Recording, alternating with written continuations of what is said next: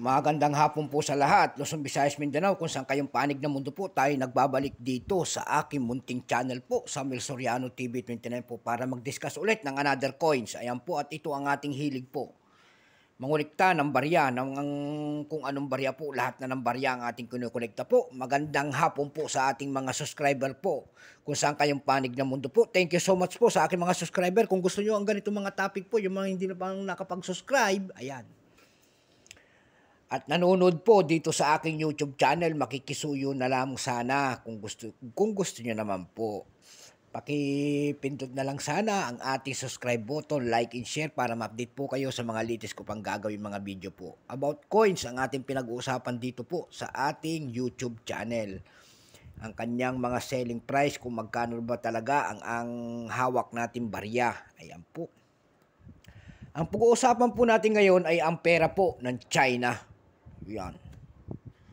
Pera po ng China ang ating pag-uusapan sa hapong ito. Ito po ang ating pera ng China. Year 2012. Ayan. 1 yuan. Ayan po ang mga pera ng China. Ang ganda ng bulaklak ah. Ayan po, bulaklak po ang pera ng China. 1 yuan po.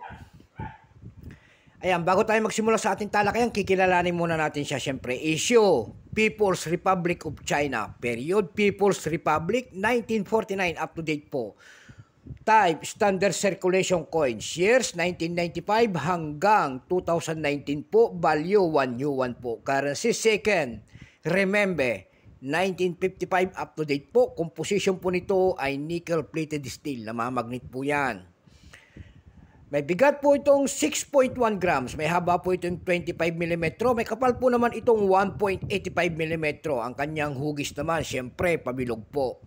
Orientation, middle alignment po. Number N-1588. Reference number KM-1212. Ayan. Ito pong 2012 na 1 yuan po, ito po ay 18%. Ayan. Wala pa pong mintage kung ilang piraso ang ginawa ng China sa barya na ito. Pero ito po ay mayroon ng selling price doon sa ating numista.com po. Yung kanyang fine, 13. Very fine, 13. Extra fine, 13. Hindi mo ubos ang 13 ha. Almost ang circulated po nito ay 16 pesos at ang circulated po ay 61. Ayan po.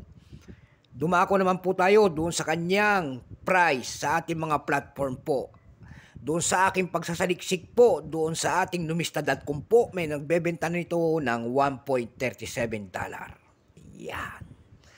Doon naman po sa ating ebay.com po, mayroon naman nagbebenta nito ng $6.66. Mayroon pinakamalit doon na nagbebenta nito ng $0.99. Doon po sa ating Carousel PH po, ayan. May nagbebenta na nito ng 40 pesos per piece at 100 pesos per piece. Mayroong pinakamalit po doon na nagbebenta nito ng 25 pesos. Ayan. Wala na tayong may dadagdag po sa ating presyo ng pera ng China na ito at talagang inubos ko na. Nag-research para makita tayo. Wala na. So hanggang dito na lamang po. Luzon, Visayas, Mindanao, kung saan kayong panig ng mundo po. Keep safe po sa lahat. Sana'y palooban tayo ng Diyos sa ating mga buhay sa maghapon po. Ayan po, God bless po sa lahat.